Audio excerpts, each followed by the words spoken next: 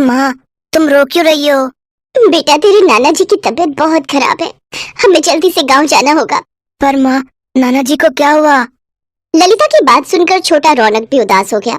ये कहानी है ललिता और उसके 6 साल के बेटे रौनक की। ललिता के पति मुकेश की बहुत पहले ही मौत हो गई थी। मुकेश के जाने के बाद रौनक की जिम्मेदारी ललिता पर ही थी। वो मेहनत मजदूरी करके रौनक और अपना पेट पाल रही थी।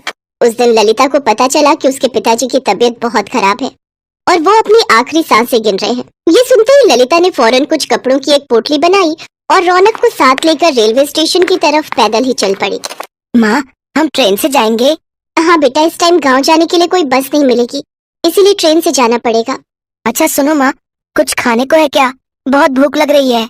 ललिता के घर से रेलवे स्टेशन की दूरी बहुत ज्यादा थी और पैदल चलते चलते रौनक को बहुत तेज भूख लग गई थी। ललिता ने अपनी पोटली खोली तो उसमें 2 सूखी रोटी रखी थी और साथ में एक प्याज था। सूखी रोटी देखकर रौनक का मुंह बन गया, लेकिन वो भी जानता था कि उसकी माँ ललिता और वो बहुत तेजी में स्टेशन के लिए निकले थे। रौनक ने चुपचाप रोटी और प्याज खाया और ललिता की गोद में ही सो गया। फिर थोड़ी देर बाद, उठ रौनक, देख ट्रेन आ गई। चल बेटा जल्दी उठ जा। अरे वाह, कितने दिन बाद आज हम ट्रेन में जाएंगे। रौनक को ट्रेन में बैठने की खुशी थी, लेकिन ललिता के आंसू थम नहीं रहे थे। उसे तो अपने पिता की चिंता सता रही थी। पूरे सफर के दौरान रौनक बस खिड़की के पास बैठकर बाहर की चीजों को निहारता रहा। वहीं ललिता बस सीट पर पीछे सिर टिकाए बैठी रही और अपने पिता की सलामती की दुआ करती रही। लेकिन ऊपर वाले को तो कुछ और ही मंजूर था। ललिता के पिता की मौत हो चुकी थी। उस दिन ललिता बहुत रोई। पिता का अंतिम संस्कार कर ललिता रौनक को लेकर वहाँ से चली आई। पिता के गम में वो ये बात भूल ही गई थी कि उसके साथ छोटा बच्चा भी है और रास्ते में। माँ, भूख लगी है। रौनक की बात सुनकर ललिता को होश आया। उसके पास रौनक को देने के लिए कुछ नहीं था। तभी वहाँ से एक आदमी गुजरा जो चिप्स और केक बेच रहा था। भैया, चिप्स है क्या? नहीं, चिप्स तो नहीं है, लेकिन बस ये एक केक बचा है। अच्छा, कितने का है? छोटे वाले तो सारे बिक गए, बस ये 60 वाला है। बताइए, दे दूं? ललिता ने अपनी साड़ी के पल्लू में लगी गांठ खोली तो उसमें कुल मिलाकर बस 40 रुपए ही थे, जिन्हें देखकर वो केक वाला खुद ही वहाँ से चला गया। रौनक भी समझ गया कि केक लेने के लिए उसकी माँ के पास पैसे नहीं है और खिड़की की तरफ देखने लगा। रौनक बहुत ही समझदार था। उसने अपनी माँ से फिर कोई जिद नहीं की। कई घंटों के सफर के बाद ललिता और रौनक अपने स्टेशन पहुँच गए। वहाँ पहुँचते ही रौनक रोने लगा। ललिता समझ गई कि अब रौनक से भूख बर्दाश्त नहीं हो रही है।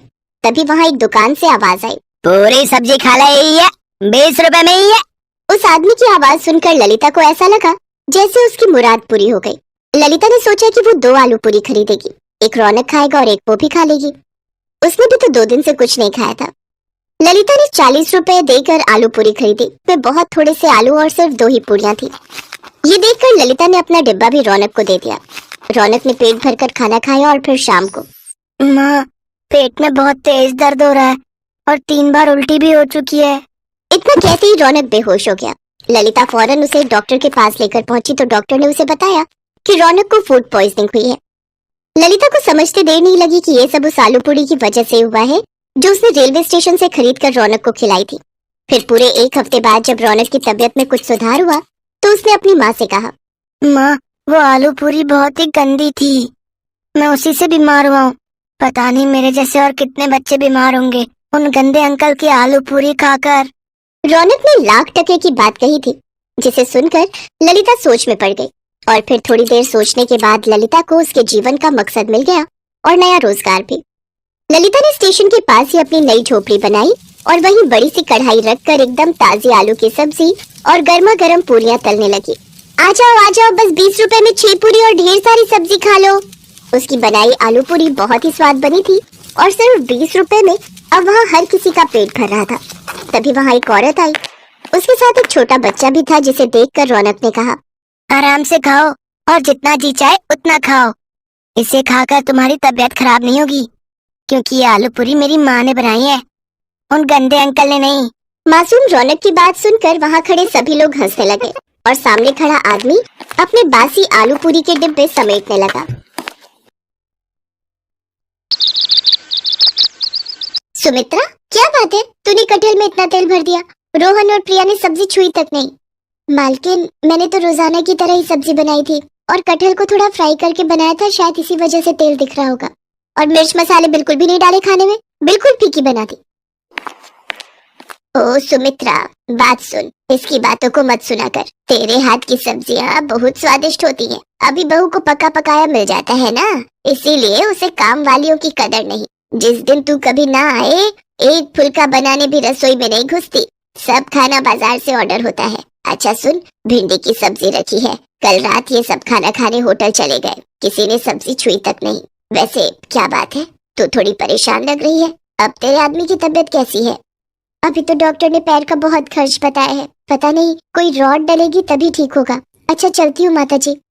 सुमित्रा एक गरीब औरत थी। जब से उसके पति के पैर का एक्सीडेंट हुआ है, तब से वो मजबूरी में यहाँ कोठी में रोटी बनाने का काम कर रही है। सुमित्रा की मालकिन शोभा अच्छे स्वभाव की नहीं है, पर सुमित्रा अकेली ही कमाने वाली है, इसीलिए वो यहाँ काम करके 2 पैसे कमा लेती है। माँ, आज बहुत देर लगा दी, मुझे बहुत भूख लगी थी, घर में कुछ भी खाने को नहीं रखा है। माँ, ये क्या लाई हो? ये मैं भिंडी की सब्जी लाई हूँ। तुम्हें भिंडी पसंद है ना? मैं अभी तुम दोनों के लिए और तुम्हारे पापा के लिए रोटी सेक देती हूँ, फिर गरम गरम रोटी भिंडी के साथ खाना। सुमित्रा, आज मेरी इस हालत की वजह से तुम्हें कितने दुख झेलने पड़ रहे हैं। काश उस एक्सीडेंट में मैं मर ही जाता। खबरदार, जो ऐसी बात कही आज कह दिया, आगे से मत कहना। अरे तुम ही तो मेरा संसार हो, तुम्हारे बिना तो हम तीनों नहीं रह सकते। देखना, एक दिन तुम जरूर ठीक हो जाओगे। सुमित्रा बहुत हिम्मत वाली थी। वो अपने पति को हमेशा हिम्मत देती रहती थी, पर एक दिन सुमित्रा की हिम्मत खुद ही टूट गई जब उसकी मालकिन ने अचानक से उसे नौकरी से निकाल दिया। पर मालकिन, कोई कमी है तो वो बता दो, मैं वो दूर कर दूंगी। ऐसे अचानक से आप मुझे नौकरी से निकाल दो कि मेरे पास कोई और घर भी नहीं है काम करने का। मेरा बहुत नुकसान हो जाएगा मालकिन। अरे शोभा, एक बार सोच ले, अगली बेचारी को कितने समय से तूने काम पर रखा हुआ है और अचानक से तू इसे निकाल रही है। इसका पति वैसे ही बीमार है, घर में 2 छोटी छोटी बच्चियां भी हैं। ऐसे किसी के पेट पर लात क्यों मार रही है? माँ जी, आप चुप रहिए। आपको ज्यादा पता है या मुझे पता है इस घर का? सुमित्रा, मैंने तुम्हारा हिसाब कर दिया है। ये तुम्हारे इस महीने के 2 दिन आई हो, तुम ये 2 दिन के रुपए ले जाओ, कल से मत आना। सुमित्रा रोती हुई घर चली जाती है। घर पहुंचकर वो अपने पति को सारी बात कहती है। वो भी ये सब सुनकर बहुत परेशान हो जाता है। अचानक से सुमित्रा को कौन काम देगा? हर कोई एकदम से विश्वास भी नहीं करता, और वो भी एक रोटी बनाने वाली पर। सुमित्रा शाम का खाना बना रही थी कि तभी उसके दरवाजे पर खटखट होती है। अरे माता जी, आप? और इस समय? आइए, अंदर आइए। सुमित्रा, आज सुबह शोभा ने जो भी किया उस बात से मुझे बहुत ठेस पहुंची है। मैं मंदिर के लिए निकली थी, पर मेरा मन मंदिर में भी नहीं टिक रहा था, इसलिए मैं तुमसे मिलने चली आई। मैं शोभा को तो नहीं सुधार सकती, पर मैं तुम्हें एक सलाह देना चाहती हूँ, अगर तुम मानो तो। जी बोलिए माता जी। सुमित्रा, ये 10,000 रुपए रख ले और इनसे खुद का कोई खाने का ठेला लगा ले। वैसे तू छोले भटूरे बहुत ही अच्छे बनाती है, अगर तू चाहे तो छोले भटूरे का ठेला शुरू कर सकती है। आजकल लोग छोले भटूरे खाना बहुत पसंद करते हैं, और आगे सर्दियों के दिन भी आ रहे हैं, तो तेरी अच्छी खासी बिक्री शुरू हो जाएगी।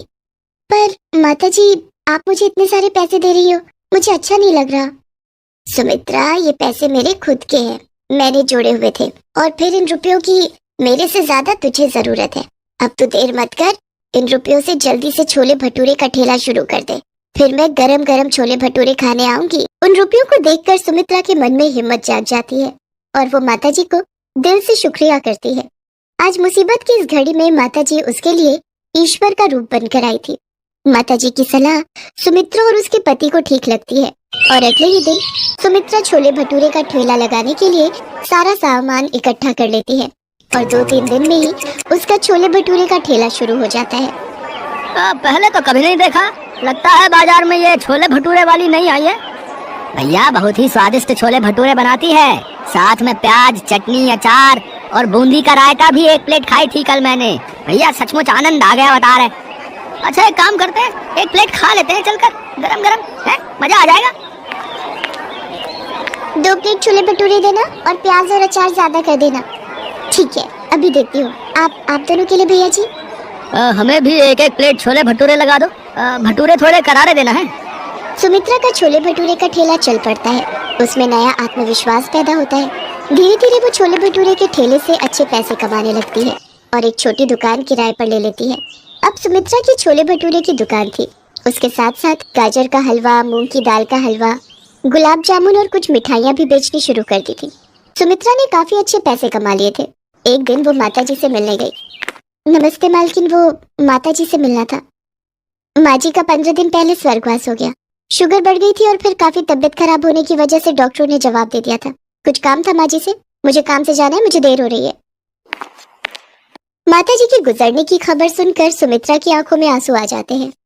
आज उन्हीं के कारण उसके पास पैसे और काम था। सुमित्रा जो रुपए माताजी को वापस करने गई थी, उन रुपयों से वो गरीबों में माताजी के नाम का दान करती है ताकि उनकी आत्मा को शांति मिल सके। सुमित्रा के पति के पैर का ऑपरेशन भी ठीक ठाक हो जाता है।